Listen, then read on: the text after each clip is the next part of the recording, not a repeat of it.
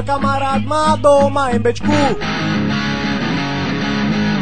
stále tankuje len za 100. Ide pomalšie ako babeta, no hučí ako ruská raketa. MBčka to je super fáro, otvoríš okno, veje ti haro, nevadí, že nemá autorádio. Hlavne, že má 4 kolesa, len tých nádrží rýchlo klesá, no tak už šťapni na plyn.